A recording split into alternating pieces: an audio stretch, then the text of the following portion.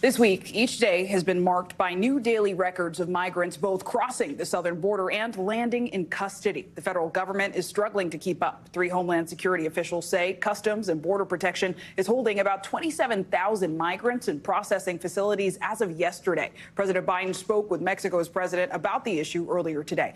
And NBC News Homeland Security correspondent Julia Ainsley joins me now to dig into this trend. So, Julia, first, just give us some perspective here. How is Customs and Border Protection operating right now, and what are your sources saying about this historic rise in migrants at the border?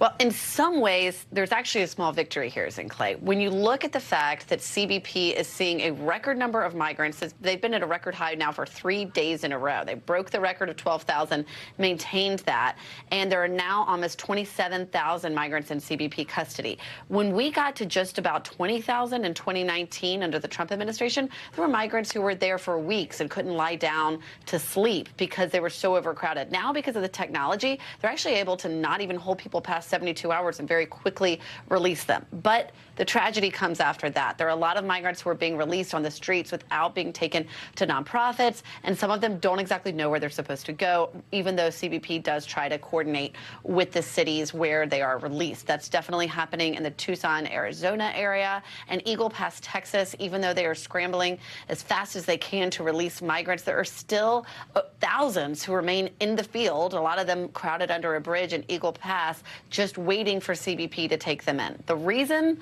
a lot of people can give you different reasons. One, perhaps Mexico isn't interdicting as many migrants as they were earlier in the year. They're now lower on funds because of these record highs.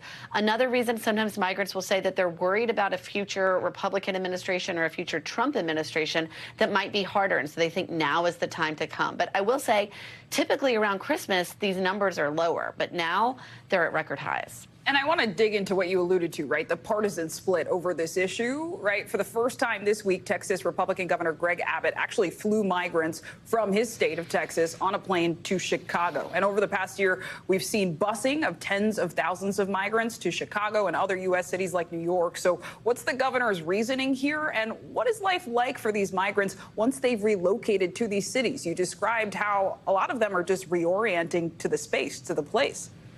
Yeah, that's right. I mean, Abbott has said since he began this in the summer of 2022 that this is about taking the problems of border states and putting them on the front doors of Democratic-run cities. That's why you just saw the cities you saw there on the map. Chicago now being one of those epicenters where migrants are not just being bused but flown. And there they've got a real public health problem on their hands. I was just there in October as the weather started getting colder. There were a lot of people sleeping on the floors of police stations, outside police stations, in tents and parks, and now they've seen an outbreak of chickenpox. They're also worried about respiratory infections, particularly among migrant children. Unrelated to that, though, there was a 5-year-old migrant who just died in their custody, or in Chicago near a police station, when a child suddenly became very ill and they could not get to this little boy before he died at the scene. But what we're told is that was separate from some of those health issues that they're seeing there. Bottom line, these cities are struggling as these numbers continue to rise. Yes, cities struggling, and clearly these issues are interconnected. Health, crime, poverty, all of it. And so, Julia, we appreciate your reporting, as always. Thanks for watching. Stay updated about breaking news and top stories on the NBC News app or follow us on social media.